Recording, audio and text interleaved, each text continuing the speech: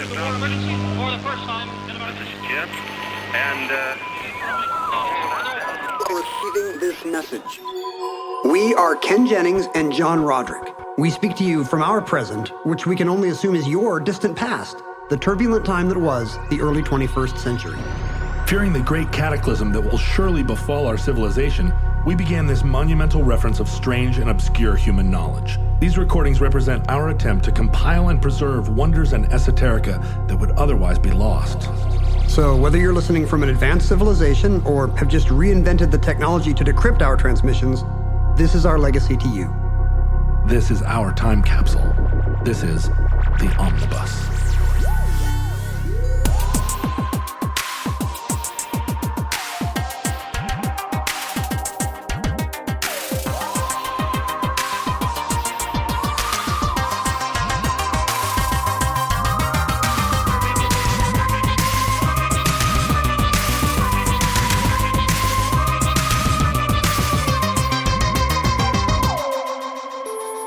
You have accessed entry 747.PR0425, certificate number 27012. Magic Eye. Yeah, it's 3D art. Computers generate them. Big computers. Yes, I've heard about these. How do they work? Well, you blur your eyes like you're staring straight through the picture, and you keep your eyes unfocused. And then... Oh. Yeah! You, John Roderick. I'm giving you the magic eye right now. Is that the opposite of the evil eye? Wink, wink. Some Italian nonna is giving me the magic eye, which means come back to my pensione. That's right. Come on my house. You, John Roderick, got a virtual reality headset for Christmas. I did. Well, yes. I got one of these newfangled... The newfangled ones. And I sit in the center of the room, clear all the Barbie houses out of the center of the room, and I do my moves, but I'm not a gamer. And so a lot of the stuff for this VR comes from gamer culture. Do you think you are you have not been made a gamer by the culture, or is there something inherently about you, your soul, that is not a gamer soul? I think what had happened was, I did not have an Atari 2600 in 1978. Because your parents didn't love you as much as mine did. That's right. And Peter and Chad, who lived across the street from me, two brothers, had a 2600. And I would go over there and play it. But like any kid with a 2600, I could not just do what I wanted. I was invited in. I was allowed to play, but then I had to go, and I couldn't. I wasn't in charge of what we did next. And if there's two kids next door, there's only two joysticks, so right. You're not going to play every game. Yeah, there was always somebody leaning over my shoulder. And so then by 1980, when the arcades happened, I didn't have enough quarters. These kids that got good at Defender. Where did these kids get all their quarters to this day? How many quarters would that cost? So many quarters. And we had an arcade up at the corner that was like half of the Tasty Freeze turned into an arcade, as I think happened because we used to go to that Tasty Freeze in the 70s and there wasn't anything in there, not even a pinball game. To suck on chili dogs. Yeah, we did. That was, we're like, when will video games get invented? This chili dog is getting super moist. John Cougar was a documentarian, right? Is there a sequel song where he starts playing Galaga? Sucking on Galaga inside the Tasty Freeze. So I would go to the Tasty Freeze every day after school and watch the kids play Defender. And you could see that some of them were truly gifted, but I had a certain number of quarters. Some of them I was saving for a soft serve ice cream cone. Like, that's the choice, I guess. Which do you want more, the soft serve ice cream cone or to be better at Defender than you are now? They're both ephemeral in a way. Yes. But they both leave something with you. And what the soft serve left with me was 15 extra pounds that I've been carrying my whole life. But I guess. And you suck at Zaxxon. I was actually pretty good at Zaxxon.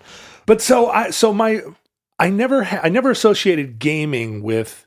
Oh well, then to the cherry on top, my dad bought me an Intellivision I was always jealous of the Intellivision kids. They seemed like the knowledgeable elite with better graphics. Right. That was it was the Betamax of video games. It was supposedly way better, but the Intellivision little disc controller, if you got really serious about it, your thumb would bleed. Oh, I didn't know. It was not as ergonomic as the 2600 joystick. To this day, you could probably you just walk along a bank and look at the handrail and see who had an Intellivision as a kid. Just who's got the telltale thumb. But by the time Nintendo came out, and I think this is an age gap thing between you and me, because you were still a kid. Yeah, I barely remember a pre-Atari era. Right. You were still a kid, and when Nintendo came out, you were a kid. Yeah, aging out of it, but yes. And when Nintendo came out, I was already. It would have felt like, I think if I was a diehard gamer already, Nintendo I would have been excited about, but Nintendo felt like maybe I would be stepping back into childhood a little bit, or it was definitely a thing that your pot dealer had, and I was struggling mightily at age 19 not to become a pot dealer. So anyway, no, I never got in. I never got in. Who were those kids that had all the quarters?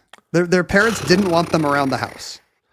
But I mean, a roll of quarters. I mean, $10. I know. $10 was a fortune in 1981. It was to me. I don't know if I was on a different economy in my low allowance household, but because you had to get good, right? You couldn't just. I mean, I don't know. Maybe there were some kids that just walked in and understood it instantly. If it's an 80s latchkey childhood where you're going to have to pay the neighbor lady $10 anyway, just give $10 to the kid and, come home from the arcade at dinner time. He's got his goodie comb in his back pocket, his baseball hat on sideways. He's got a roll of quarters down at the Tasty Freeze. So you are Oculus skeptical? Your VR reality life was it eye-popping at first? Oh, I mean, I love it. I love being in that environment. There's not enough content that I understand. It's like an Intellivision. Yeah. This seems great, but why don't they have Pac-Man for this? I don't want to sit passively and just fly over Iceland. Oh, I kind of do. I mean, I'm not quite that much of a grandma. Like, put it on and just be in a new environment. And I think the big part is I never got into killing zombies. Like being in an environment and you're just surrounded by zombies and you're killing them. Never got into. My daughter is currently playing Minecraft obsessively, but on whatever the competitive game mode is called, where you kill each other. She wants to build a house, and I'm like, well, just build the house. And she's like, well, I can't. I don't have enough of this. I have to go kill more of these just to get this, and then I can build the doors I want in my house. And I'm like, just switch to what dumb Lego mode or whatever it's called. And she just thinks that's too easy. She needs the adversity in her life. Did you ever play Sims? Sims was something where I'm a little bit on the bubble of I was a little too old when they came out. The very first Sims game, I think we might have had on our Apple II or maybe our Atari ST or, was it like an Amiga era game? And that game did kind of mystify me. Why am I sitting watching this happen? Like we have TV, like there's going to be, if I watch, if I put on Perfect Strangers right now, there's going to be a big laugh every you just got a big laugh right every there. 8 to 15 seconds because Balky's going to do something silly, and like my Sims are not going to do anything silly. Right. So that kind of passive entertainment, as a TV raised kid, I was very skeptical of. I don't understand Minecraft as a phenomenon just because watching it just seems like you're playing with Legos. I mean, even Myst has better graphics. So what is go play with Legos. Is it the interactive element of it that other people get to walk through your Lego house? Or? I think for some, yeah. Honestly, there's just some appeal to the fact that it's happening in a virtual world. Like Legos sit on the carpet, which is cool in a tactile way, but it's also kind of boring because, everything sits on a carpet. Only my Minecraft house is in my Minecraft island. And there's something, and I had the same experience when I've never had one of these VR headsets, but I did the thing where you put your phone in the Google Cardboard thing. Yeah. Did you ever do that? No. It seems like it came with the Times. You could punch out, not with the Times, but with the New York Times. Yeah, I saw it also them. came with the Times. It's with the Times. It makes a little box for your head, and if you put your phone in such a way that your left eye only sees the left side of your phone screen and your right eye only sees the right eye of your phone screen, and then there would be an app that would be like, now you're on Mars, now you're at Niagara Falls, now you're on a roller coaster. It's just like one of these 50s Cinerama movies. Yeah. And it was kind of it was kind of eye-popping that you could just do this with cardboard and the tech you already had. Something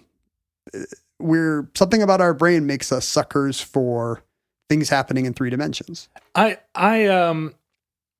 think part of my problem with it is that I am easily overwhelmed and super happy to do boring things. Not quite like Not Fly Over Iceland, boring, but that I want to interact a little bit more.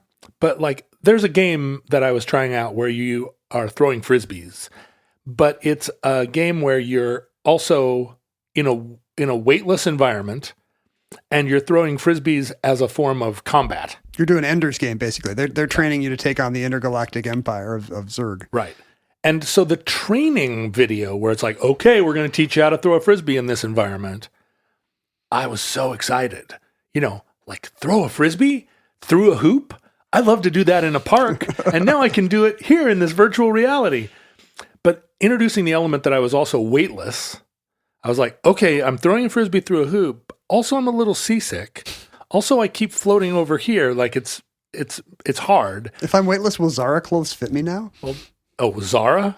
Zara clothes wouldn't fit me. I think Zara clothes Not are even meant to- zero G? I think you're supposed to put Zara clothes on and then hit yourself with a hairdryer so that they kind of shrink to you.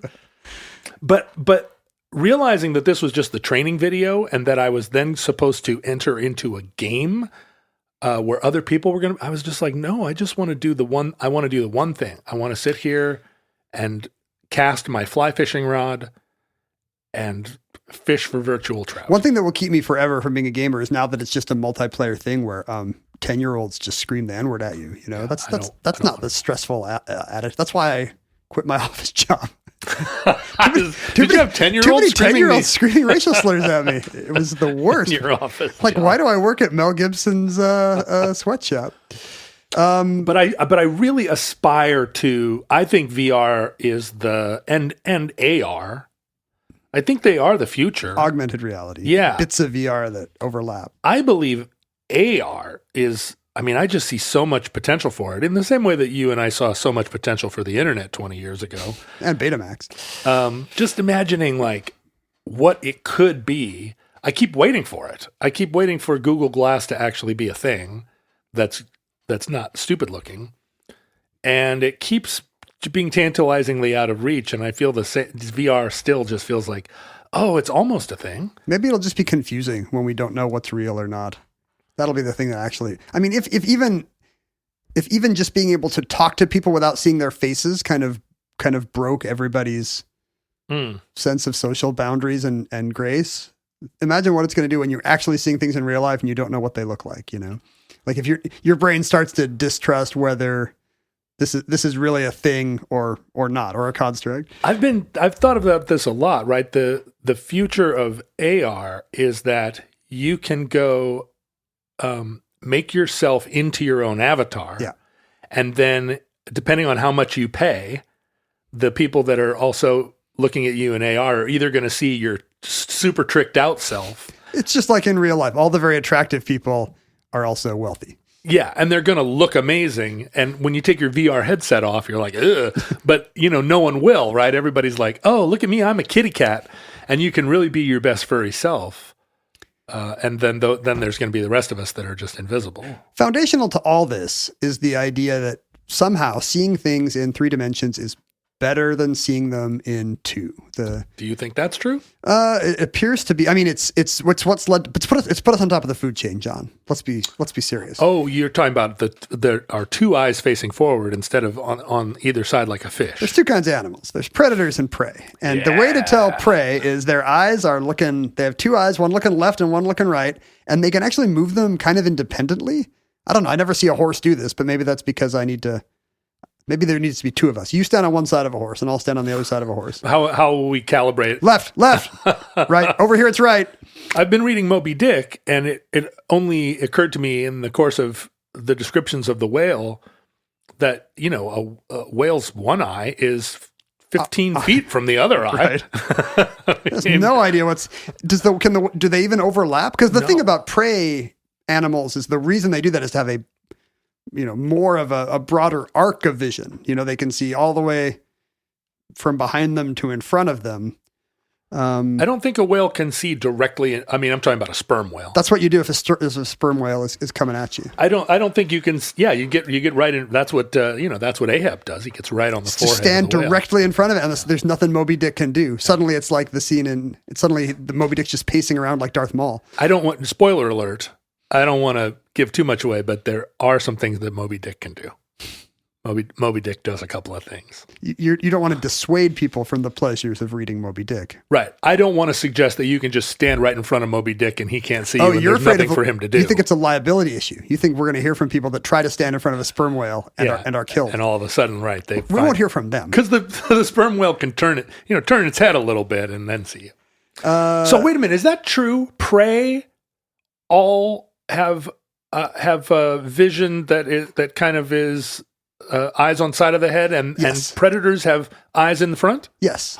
Wow. And I guess I never thought. If you of that. look at an animal with a nice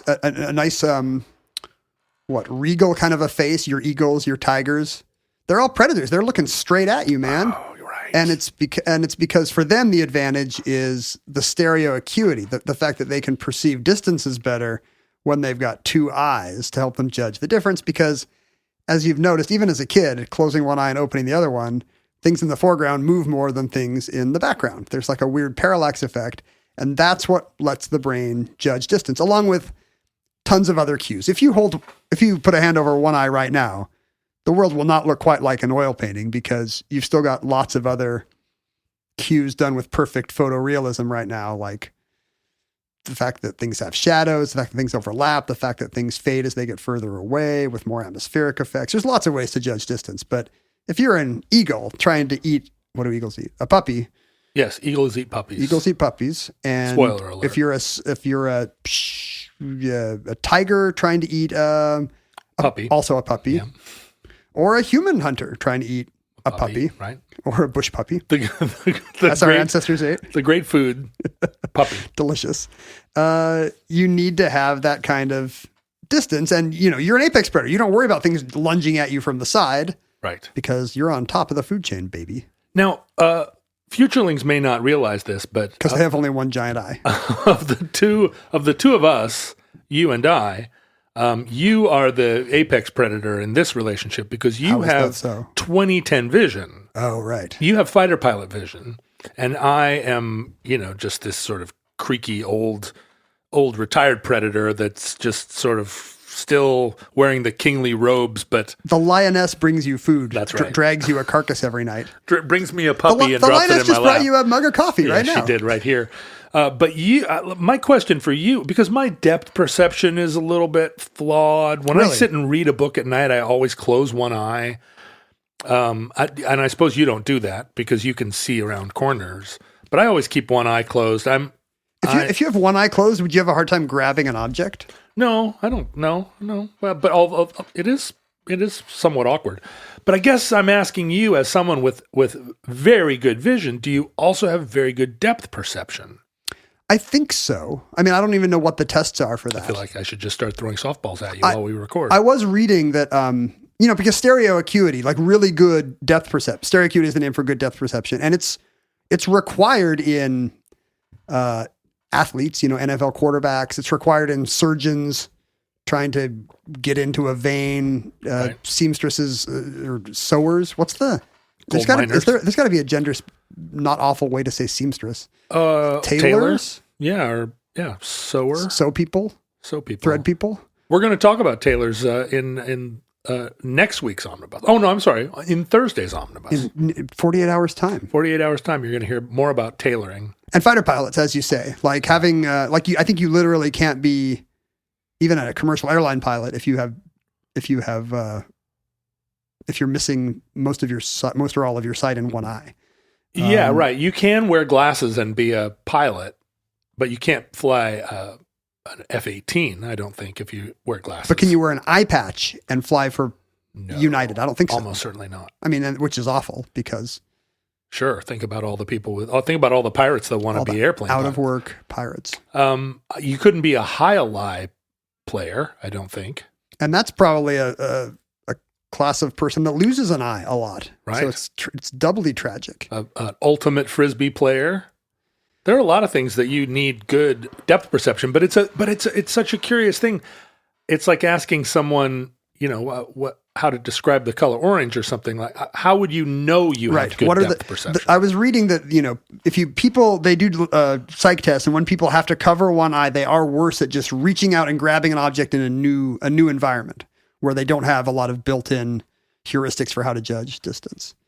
I often do a thing where I try to judge how far something is away. You see a cloud and you're like, is that cloud like over the freeway or is it over the Cascades? I can't really tell, but I don't think that's maybe not depth perception so much as learning a series of tricks. I bet it is. I mean, pilots do it all the time because they describe the weather to one another. And to the passengers don't care, by the way. Yeah, right. Yeah, good news. We're at Vegas. The wind is out of the northeast at 15 knots. Look, buddy. Pilots really think that stuff matters to everyone because they talk about it to each other all the time.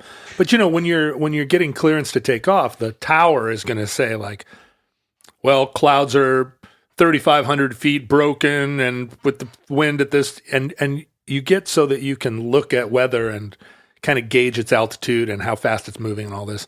But I always struggle with it. And I think it's that my eyesight is... This is probably something our great-grandparents could have done just because it was a survival skill. Like how far away till that storm hits. Or Right. We don't need to know that anymore. If you think about the way you look at the Milky Way on a dark night in the desert and what the Milky Way looks like to me, I think it could affect your belief in God. Interesting. Because to me, the Milky Way... Which way would it go? Well, it's just sort of a smear, like, oh yeah, there it is, the Milky Way, it's sure... Maybe that increases your faith. Oh, sure, right. Because you're going to have to go by... The universe is just... Whoa. No, I think that... I hope it's in good hands. I think you're much better eyesight. You look up and it's much more of a feature of the infinite. You're perceiving the infinitude. Even as a kid, I would often have that kind of night sky, just the kind of reeling. Awe, yeah. And I can see it when I put enough lenses in between me and God.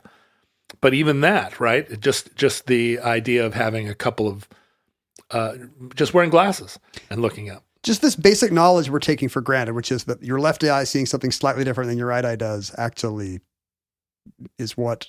It's a big survival skill and is an important part of what makes vision and interacting with the world possible, is a fairly recent discovery. It's a 19th century discovery.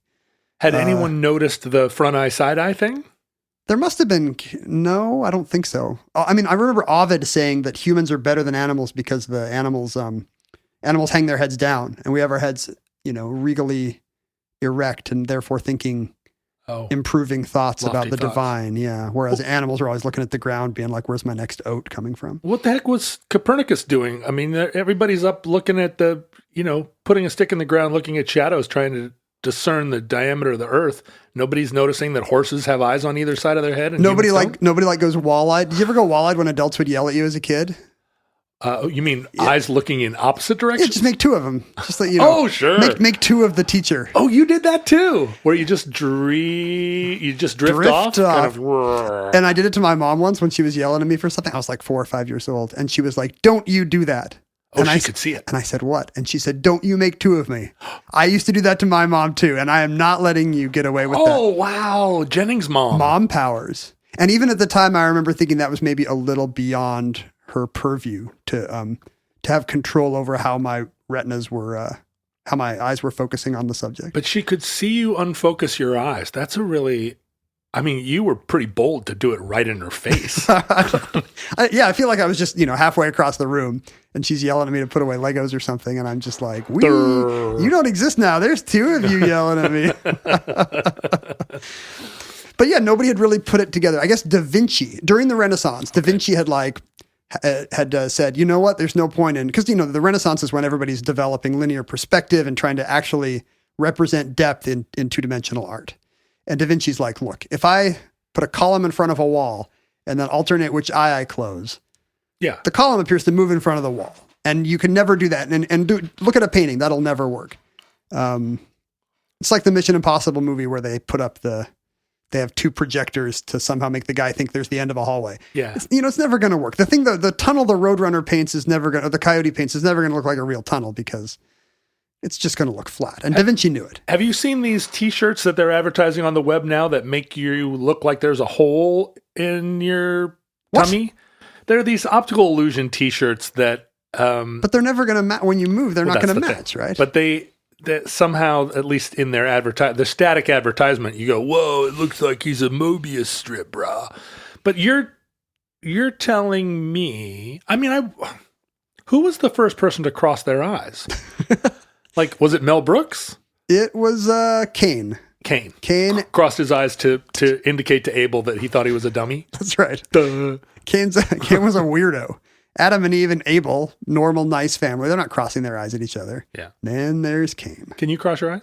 I'm not very good. I kind of have to do a thing where I like look at my nose, but it's not. You're absolutely right that you are not very good at it. Oh, yeah. Okay. Almost. Oh, yeah. All right. You got there. It's a muscle you can strengthen for sure. I can cross my eyes. Let's see it. That's good. Do you work on it? I watch this one. Ready? Yeah, I like that one too. That's the He's one. He's doing the thing where he crosses his eyes and then moves one of them. And really all you're doing is crossing your eyes and then looking left. Yeah. But one eye moves and the other doesn't. It's impressive to the audience. I taught that to my daughter and she is a eye crossing superstar. Yeah. And I don't know whether it's like sitting too close to the TV where now her eyes have independent motion and she'll never she's be able a prey animal now. Yeah, she's not a fighter pilot anymore. So Da Vinci knew that something about 3D vision is something about what makes 3D vision possible is that objects move relative to each other. But because he chose a round column for his demonstration, the object itself didn't appear different. You know, a cylinder is one of the few things that'll look the same from every angle. You know, if he'd put a cube there, he would notice his left eye is seeing a little more of the left side of the cube, whereas his right eye might be seeing more of the face of the cube. Oh, so his experiment only showed him perspective, but not. It showed him things moving relative to each other, but not individual objects looking different. So I guess he could have given us that kind of 3D that they do when they make a movie 3D after they made it in 2D, and they can't make anything actually look rounded. They can just put things in front of other things, but they're like flats, like an old West town, like flat spaceship in front of other flat spaceship in front of planet. Right. Which is still a pretty decent illusion, but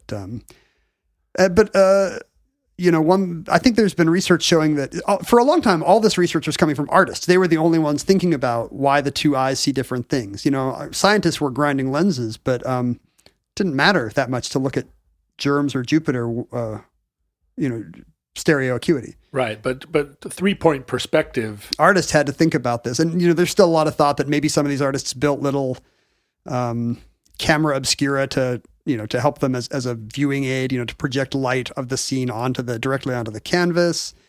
A lot of these artists, some artists today, we believe, had only one eye, and that's what helped them reproduce reality in 2D, is because they already had basically 2D vision. Like Rembrandt is believed to have had eyesight and only one eye. What? Really? And that's why, you know, that actually helps an artist. Oh. To make a flat representation of the world. It actually hurts to have two different views on the world at the same time. Sure. I guess that's why artists are all, you know, they're closing one eye and holding up their thumb, right? Interesting. I had never heard that it never occurred to me that being having sight in only one eye would make one a better artist. Having blurry sight could make you more of isn't that true of Chuck Close? Like those kind of goofy portraits he does are a result of him. Goofy? I love them, but they're goofy. Yeah, they're a little goofy. That's not the pejorative kind of goofy. Well, maybe I've missed my calling. Maybe I should have been an artist. Oh, wait. I am an artist. But you're an aural artist. An aural artist. Does that mean you can only hear out of one ear? Maybe it's the equivalent of Brian Wilson being a great studio engineer, you know, a great studio musician and engineer, because he already heard everything in mono. Not until the 19th century, the beginning of modern science and industry, did anybody really tackle the idea that objects looking different in your different eyes was a huge part of human vision. And that discovery was made by the eccentric British scientist Charles Wheatstone. Oh, thank goodness. This is why we can't tax the eccentric British scientists. I don't know if he was rich. He was a prodigy as a kid, but I don't think he's not one of these aristocratic guys. He actually came from a musical family, and he got into science because of his very close, maybe even synesthetic relationship to sound and music. He, to this day, he's the inventor of the concertina, the most common little English mini accordion thing. And a lot of even though, his name is associated with the Wheatstone Bridge, which is a kind of circuit for measuring resistance, in fact, in his time, a lot of his inventions he invented something called the microphone, which was not really a microphone. What was it? It was such a good name that later on they were like, we're going to repurpose that. It was a way of augmenting small sounds, but it was not electronic. It was an acoustic way of doing the same. Was it just a megaphone? It was just the guy on Weekend. Well, it's the opposite of a megaphone. It was the guy on Weekend Update who would say, "Francisco Franco." He also invented something called the telephone, which was not a telephone. He thought the future of communication was not going to be electric; it was going to be acoustic. So he had all these ideas based on the vibration of strings and rods. Kind of the tin can telephone technology, and repeaters, big parabolic cones up on top of hills. Well, just imagine if you wanted to send a message instead of tapping a telegraph, you're like plucking a guitar string, and then in the next town somebody hears your melody and passes it along. Whale song. Whale song, basically. It sounds like he's a great branding person because he thought of the words, but not the inventions. Telephone and microphone. I mean, who is this guy? He also invented the Playfair cipher, which is the earliest encryption technique. It's easy to break a simple cipher substitution because you can see, there's too many of this letter, so G is probably E or T. You can use letter frequency and patterns.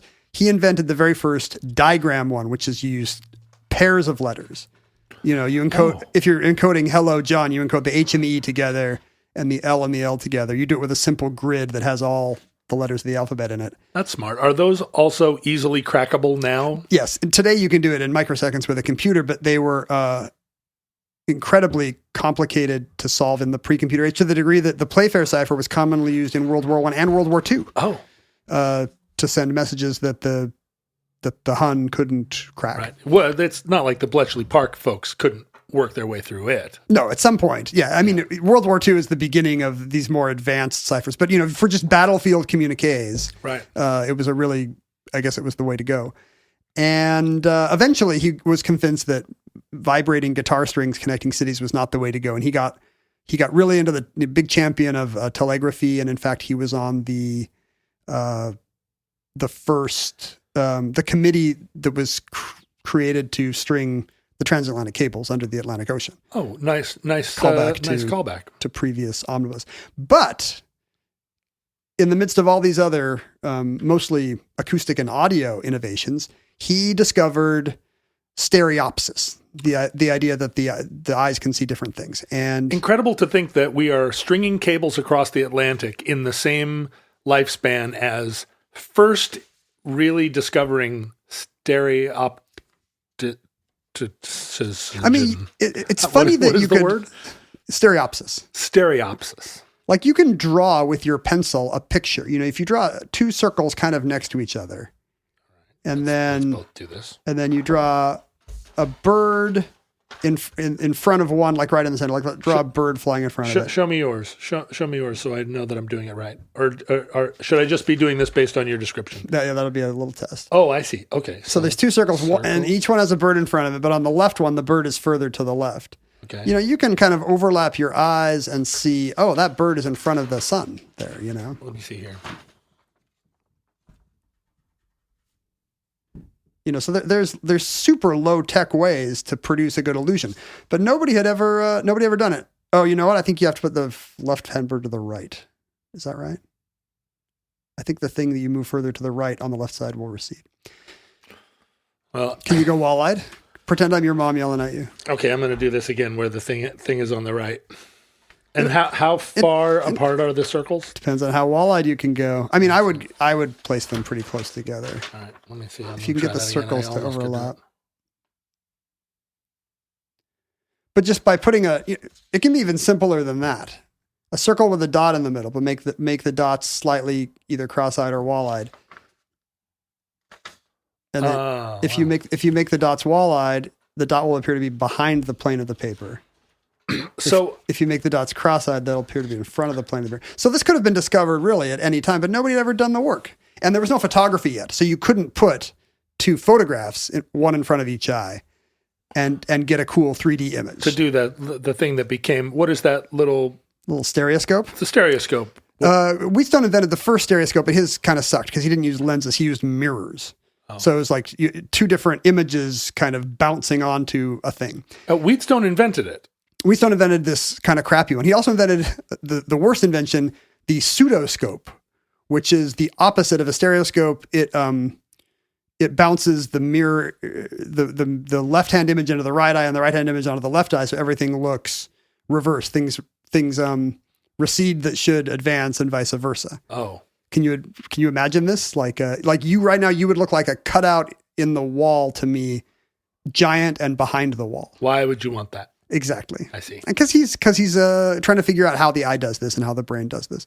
It was actually a contemporary of Wheatstone, a kind of a rival of his, a Scottish scientist named Sir David Brewster, who improved on Wheatstone's mirror stereoscope by saying, look, this would be easier with lenses. Then you could just put one image right in front of each eye. You don't need the mirrors. Wheatstone was annoyed at this and said, oh, there was a schoolmaster in the 1810s that knew you could do that. You didn't invent anything, Brewster. So he was a little bit bitchy.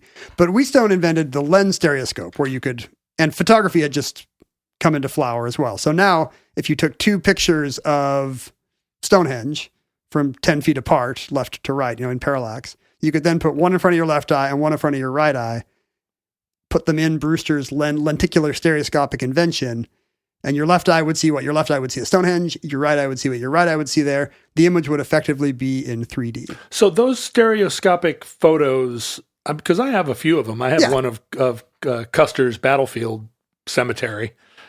They're actually of all the ones you could own, you were like, I'll have that one. They're actually, the two photographs are taken 10 feet apart. I mean, I always assumed they were just the same two photographs and they're put on a card slightly askew and it is No, they have to be different images. Oh, interesting. If that's the same image twice, you would get the only thing you would get would be an idea that the card is slightly further away from you than the plane of the paper. The Custer's Battlefield is flat, but a little further away than the card. Or closer. So it became a thing that photographers would go do, like take a picture of Trajan's column and then walk 10 feet over there and take another picture of it, specifically to make one of these cards. Oh. And probably what they would just have is a single stereoscopic camera that had the two lenses mounted. I don't even know if it's probably not 10 feet, mounted some distance apart. I see. You change the distance between them to create the illusion of depth you want, and take a single picture then, and then develop them each, put them on a card. And this became one of the biggest crazes of Victorian England and eventually America. In 1856, there were, the companies that made the little stereoscopes, which you've probably seen. It's kind of a flat thing you put in front of your eye. And you can move the viewer. Card, yeah. Because you need the card to be in focus in the viewer. That's all you need. And the companies that made the viewers would also sell the images because that would sell more viewers.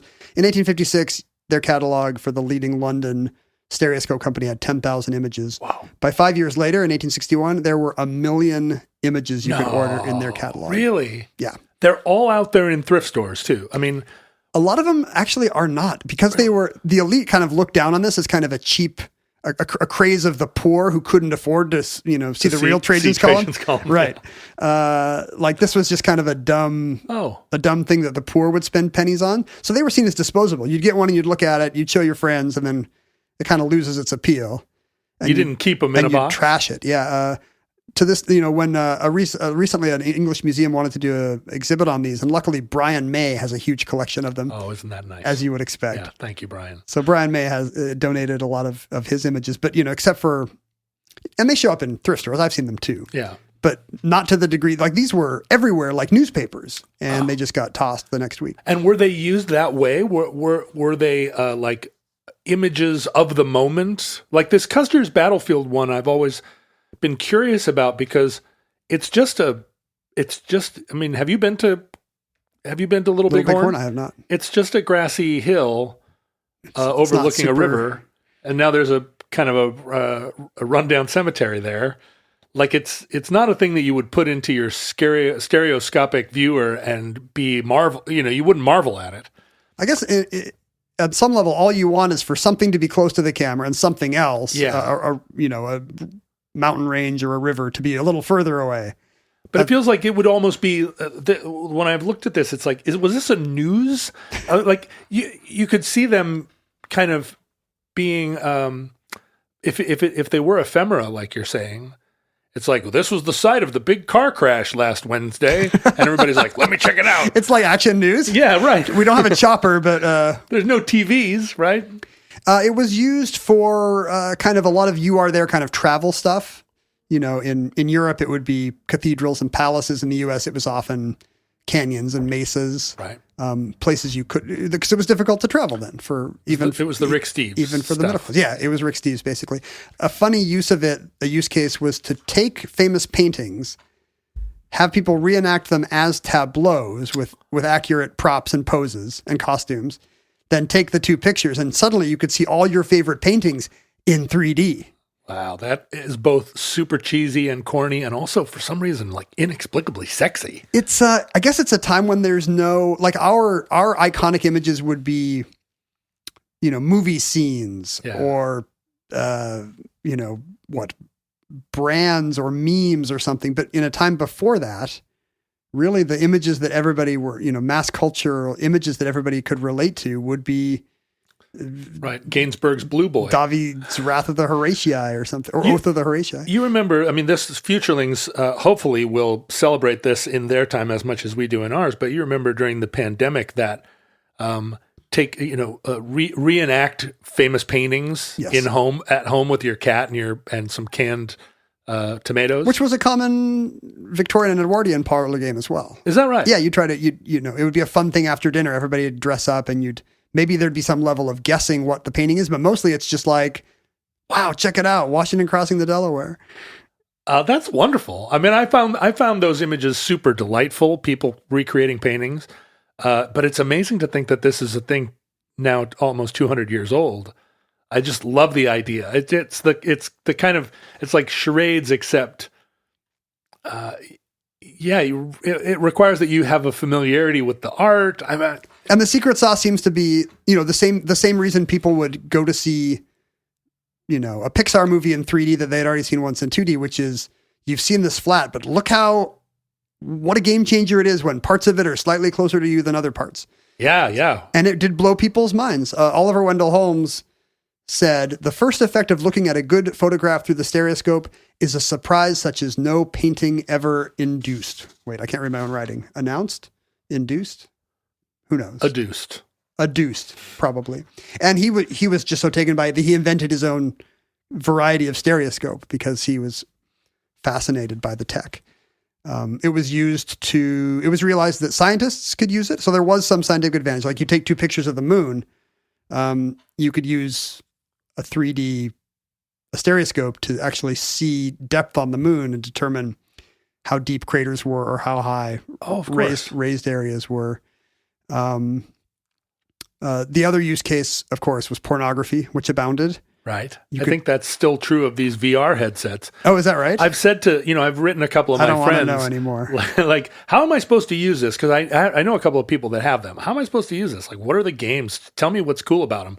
And I definitely got one reply that was like, well, you got to go find porn. And I was like, the last thing I want to do is be in the basement with, like in a sensory deprivation state and then be confronted with like, first of all, porn is not a thing you want to see up close. You don't want it coming at you? No, I sort of want it from across I want it through the haze of, I want it through some atmosphere. The Victorians were very impressed when the half disrobed lady could be,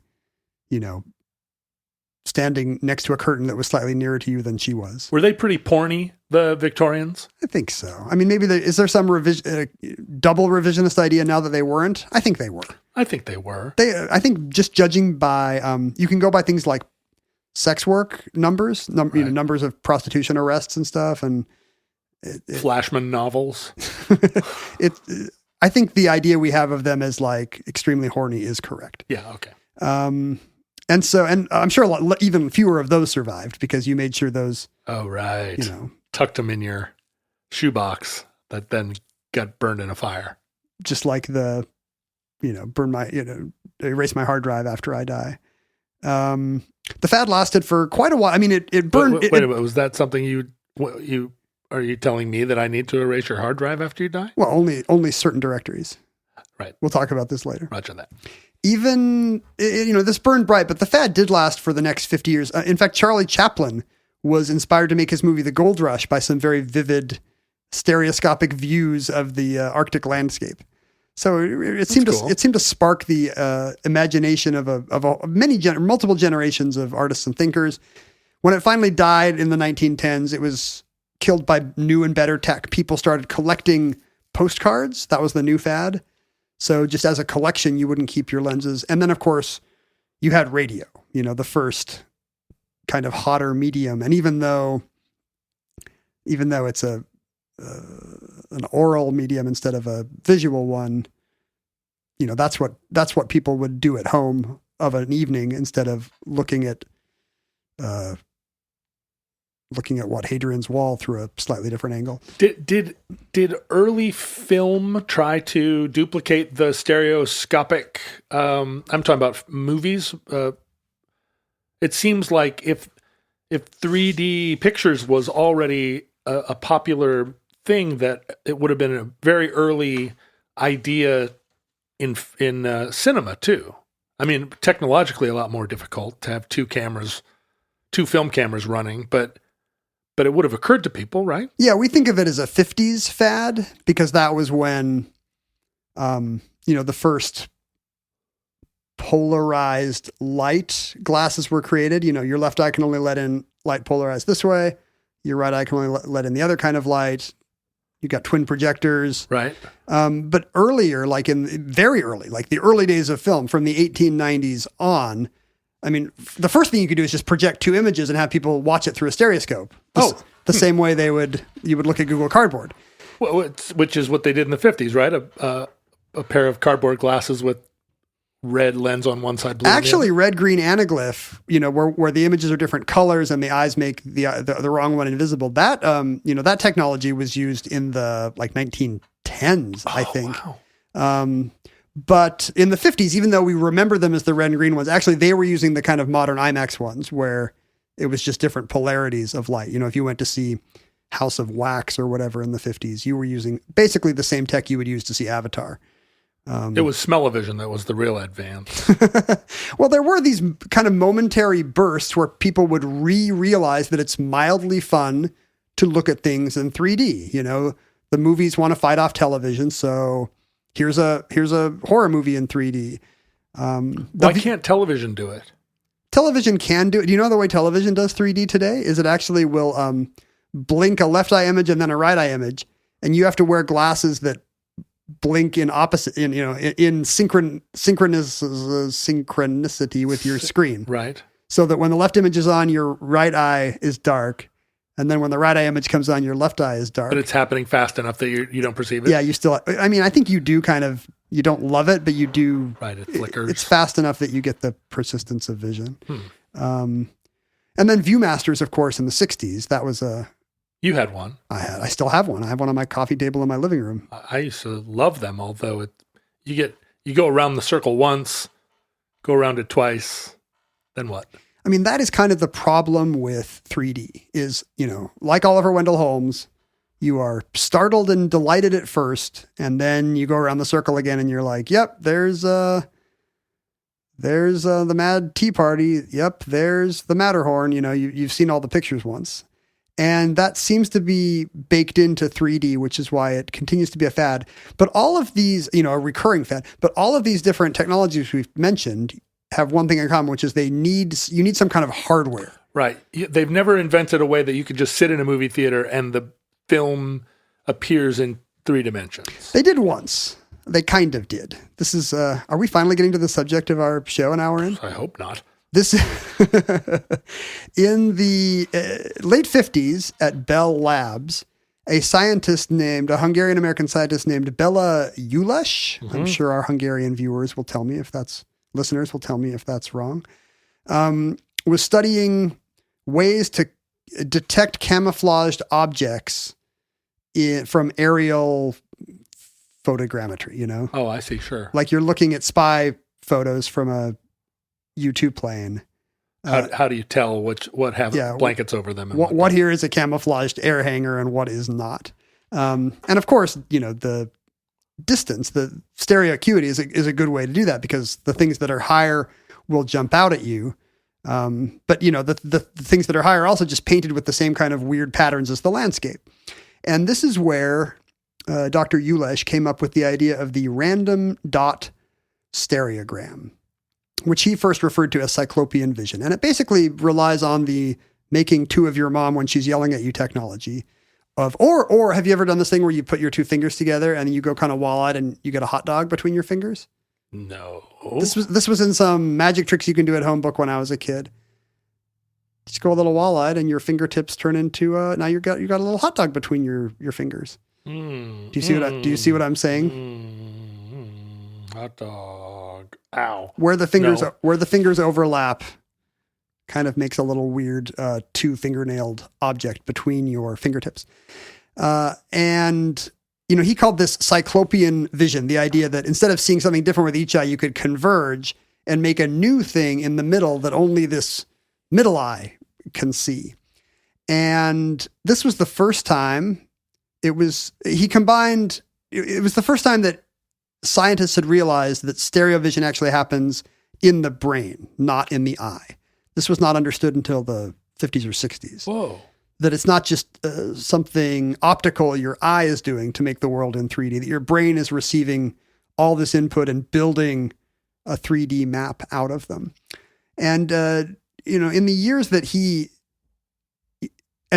so basically he built 2 images with just a selection of random dots. And by making the random dots slightly different, the way a concealed camouflaged object would be, and by overlapping the 2, the difference would jump out. And in the 70s, a group of designers combined his random dot stereogram, a series of designers combined his random dot stereogram technology with something called the wallpaper effect, which had been, I think, discovered by Wheatstone or Brewster in the 19th century.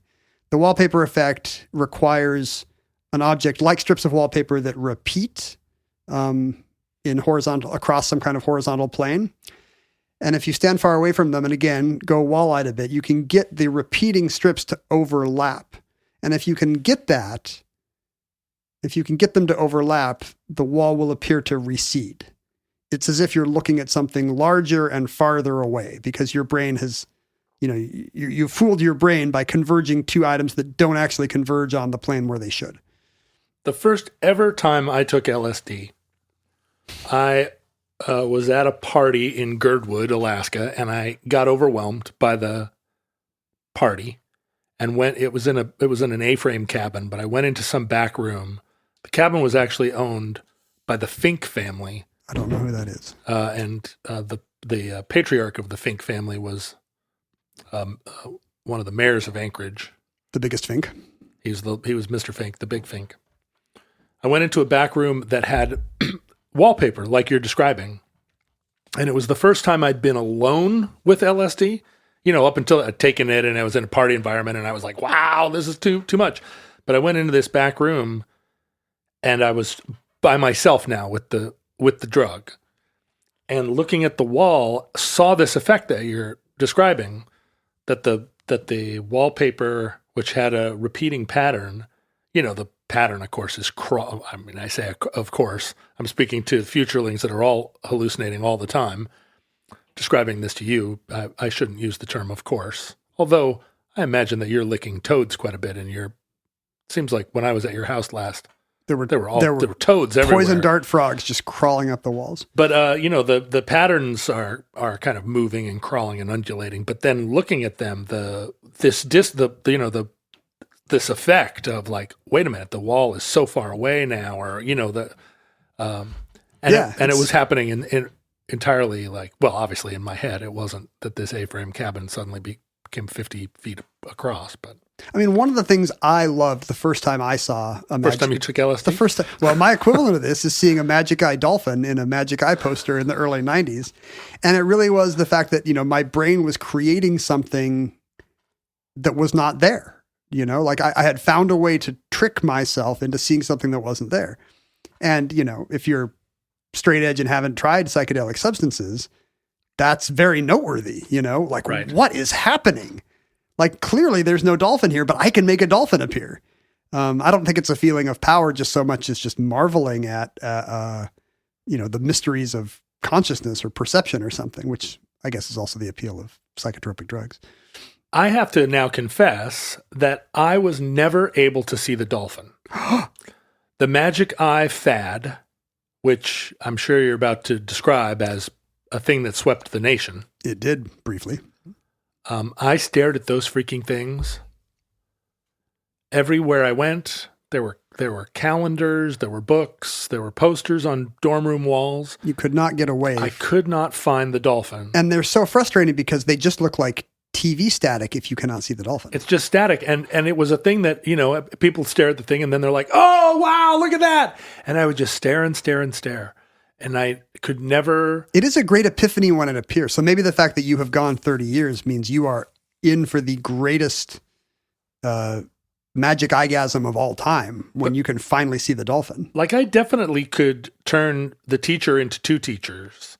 But all these little things like, can you see the hot dog? All these, that we've tried today. I have not successfully seen the bird fly behind the circle or the hot dog between my fingers. I think it's a thing you can train your eye to do.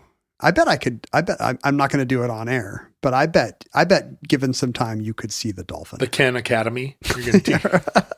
This is going to be my, not my TED Talk, but what's that thing? That Learning Academy thing. If you pay $900 each for a series of 20-minute talks. Do you use a carrot or stick approach?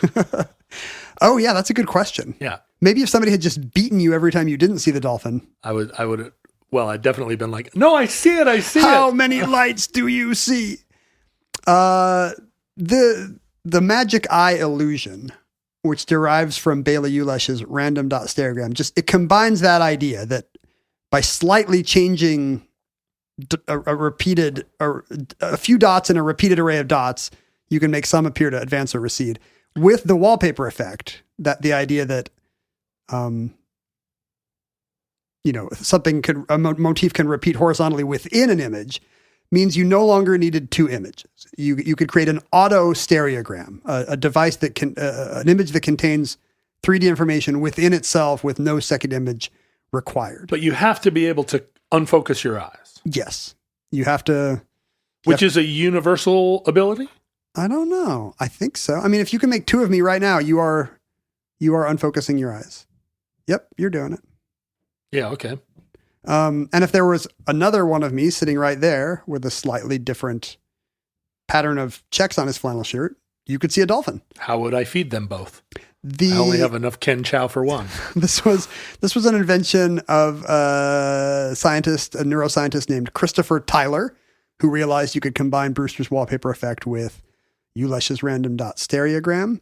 The problem was, before computers, how do you, what kind of artisan could create the slightly different placement of all these dots required to make the dolphin advance? But make them similar enough that... Yes. Yeah. They have to be similar enough to repeat with subtle differences that will move certain planes closer to your eye. But luckily, the personal computer, the home computer, came out right at that time. And very quickly, a team of programmers... the lead programmer, I think, was a woman, Maureen Clark, in keeping with our idea of, a lot of the early programmers being women before the home computer killed it. Created very simple, basic code on an Apple II to output the right series of dots, and then to move the correct dots or bend them if you want a rounded surface. to make objects appear to you. And a British publisher called Anything. Anything. I don't know what the N and the E stand for. Put out a book of these auto stereograms in 1991. I was there. I feel like I was ground zero for this stuff. You were in an airport. Yeah. Scratching your head. And I think maybe the first place it was released was in Japan. A Japanese company that sold magic tricks published a book with this technology also in 1991. I think using Anything's engine or computer program or whatever it was. It did at the time feel magic trick adjacent. Yes. It's a novelty, right? Yeah. Because it would be like one of these optical illusions you would look at in Omni magazine, and the cube would either come out or back, or some impossible tool. Yeah, it's Freud's face or Two Naked Ladies. Yeah, some MC Escher BS. The Japanese book was called Miru Miru Megu Yoku Naru Magic Eye. Magic Eye. Which means, yeah, that's Japanese for magic eye. Mm-hmm. The title means your eyesight gets better and better in a very short rate of time. Magic eye. Which maybe if they had used that marketing on you, you would have jumped aboard. I wouldn't have been so scared of it. Yeah. Andrews and McNeil, the American publishers that I think at the time I associate with like Far Side and Calvin and Hobbes books, they bought the license to Anything's images and really hyped up this new state-of-the-art patented technology that would let you see 3D because, here for the first time, it's just unaided. You don't have to look through a lens. There's no mirrors. Your brain can create 3D. And this thing in the US, when it first came out in, I think, 93, it just went bananas. Perpendicular. They sold just millions of copies of this book and then all its sequels, which were just the same book, except here's this book is airplanes in 3D. Right. This one has birds in 3D. The dolphin is facing that way. And it's a little bit limited because, the kinds of things that are cool images without any kind of, you're locked into the surface coloration and pattern of the background you choose. So you can't make the tiger have stripes unless the background also has stripes.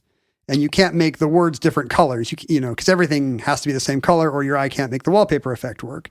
So it's got to be something where the shape itself is kind of cool, but you need no surface detail to figure it out. So having never seen one, am I not like bringing it to life? Well, I guess what I'm wondering is, does it, because the problem with a lot of 3D stuff is that when you get over to the edge of the image, the illusion is lost because you can see the edges. And that's true here too.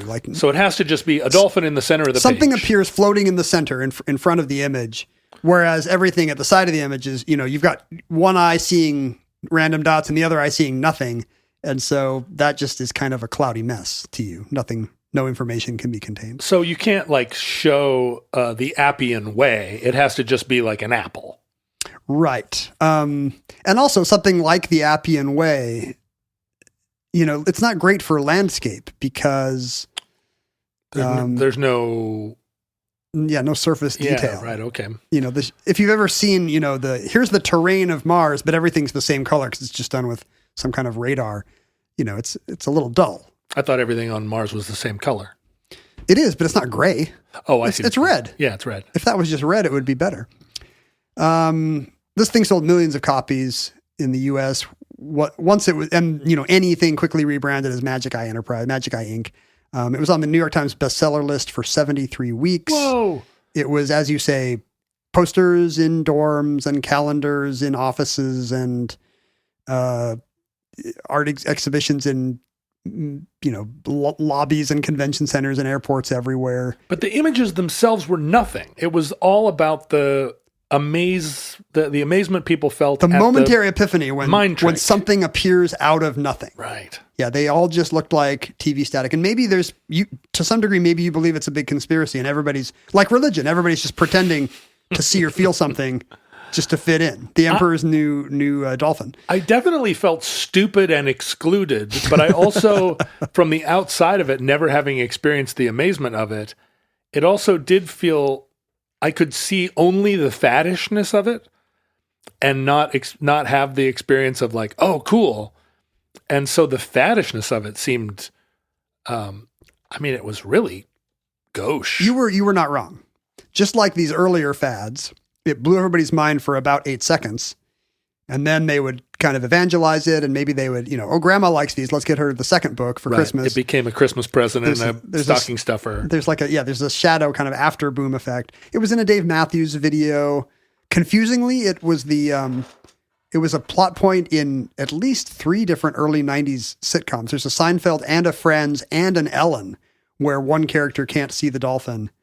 Oh, not being able to see it was a commonplace enough occurrence? What other comic? Yeah, I think to this day, you're, probably 1 in 3 people who remember the fad never got to see the dolphin. Oh, maybe I should connect with those people. Maybe we should have an online community. Do you think there's like a support group? Maybe we're a superior breed. Maybe our minds are concerned with loftier things. I cannot fool my mind. My mind is too clever to be fooled by my mind. I see the colored dots. You can't fool me. It really is the definitive example of a kind of a form or genre of art that really only works once, Things in 3D, even the 3D movie craze that Avatar created didn't last. People stopped going to them because it was just kind of a dim, flickery version of a regular movie, and it wasn't worth the headache of wearing the glasses. I saw Avatar in 2D, and it was perfectly fine.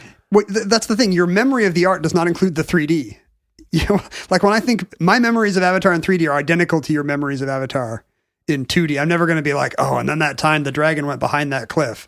Woo! I do remember seeing something at an IMAX theater that was a 3D movie where, somebody threw a ball at me. Robert Downey Jr. threw a ball at me or something. It was something like, it was an Iron Man movie that they had 3D'd. I don't know. There was a fad. Do you think it really happened? Were you at Robert Downey Jr.'s house? Robert Downey Jr. and I throw balls to one another. Well, we play catch. If you know what I mean. As part of a thing. But no, I don't. I do remember sitting in the IMAX theater and going, whoa.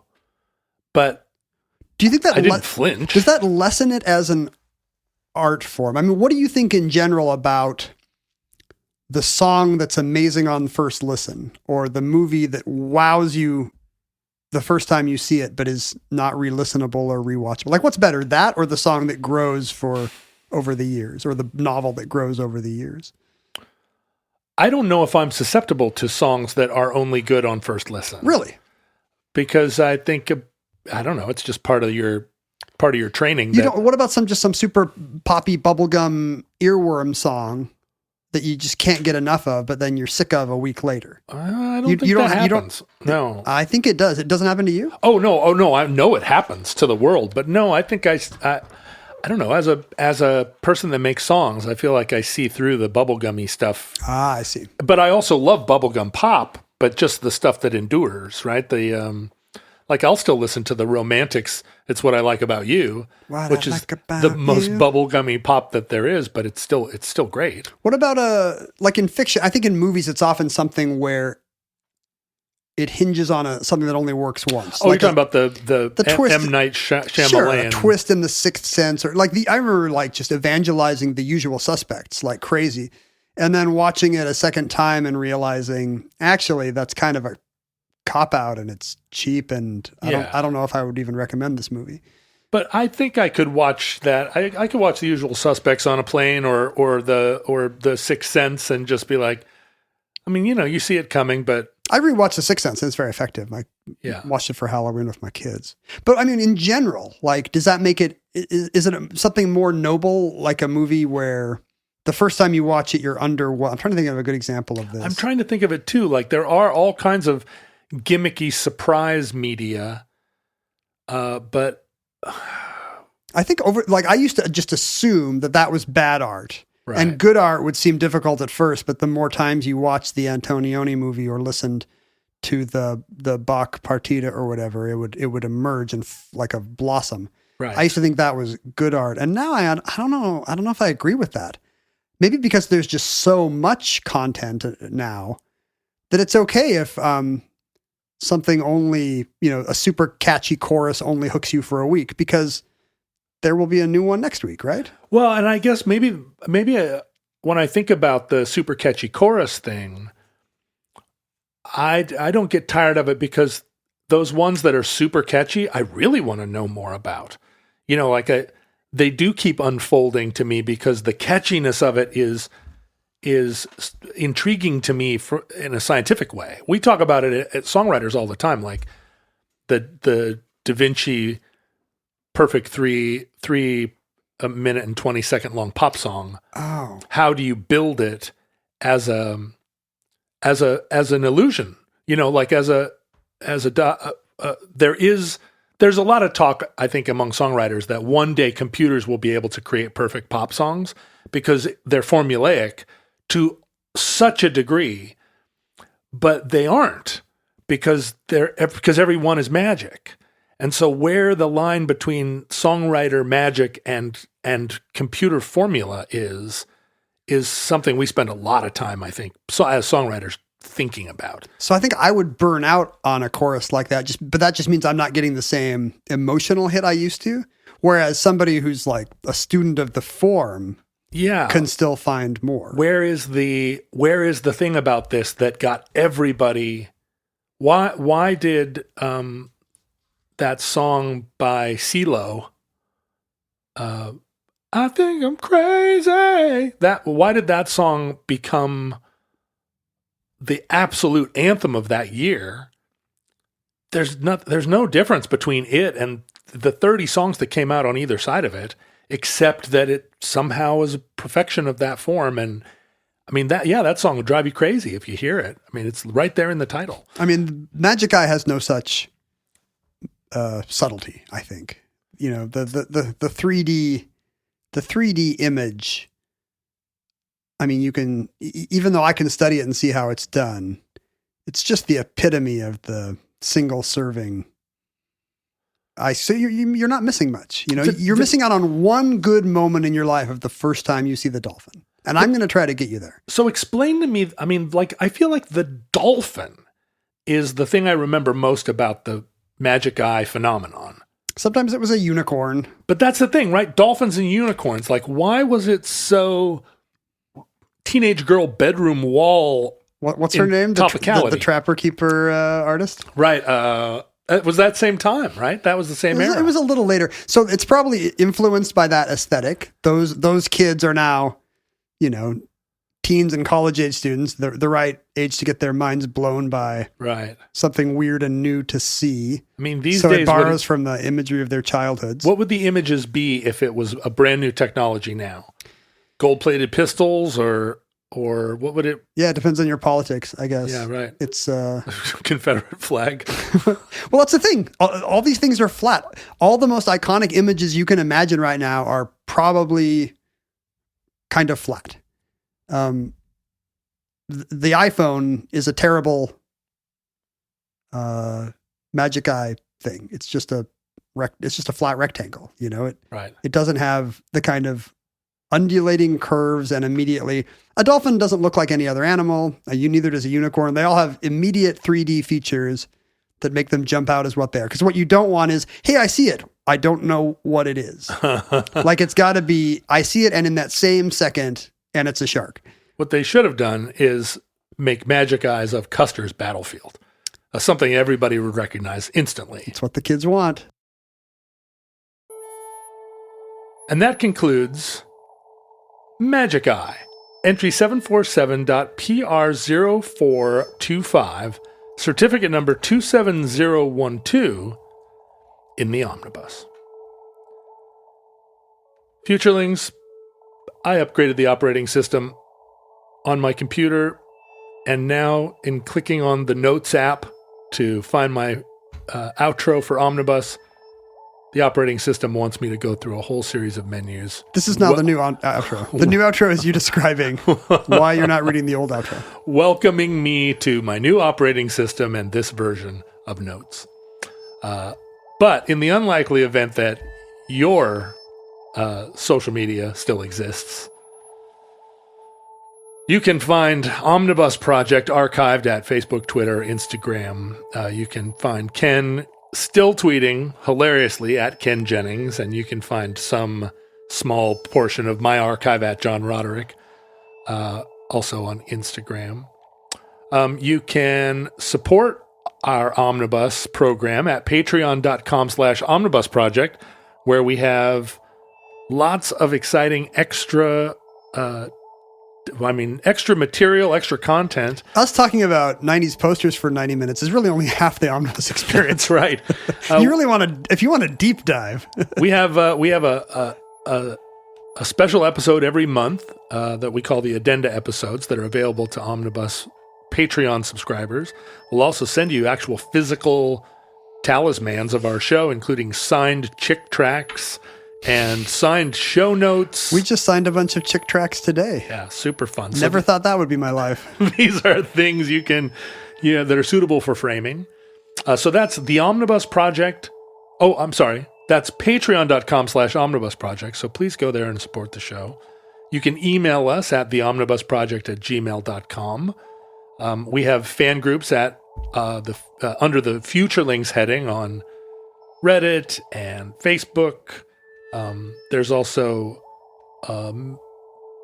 people commenting on our Patreon posts that kind of almost is like a version of a comment page that feels sort of like a message board. A little almost, bit. A little. There's no reason why you couldn't talk to one another in the Patreon comments. You know you're with a better class of people. You're at both a better class of people is right. You can mail us actual things at P.O. Box 55744 Shoreline, Washington 98155, and email us directly at theomnibusproject@gmail.com. Listeners, from our vantage point here in your distant past, where people still had two eyes, we have no idea how long our stereoscopic civilization survived. We hope and pray that the catastrophe we fear may never come. But if the worst comes soon, this recording, like all our recordings, may be our final word. But if Providence allows, we hope to be back with you soon for another entry in the Omnibus.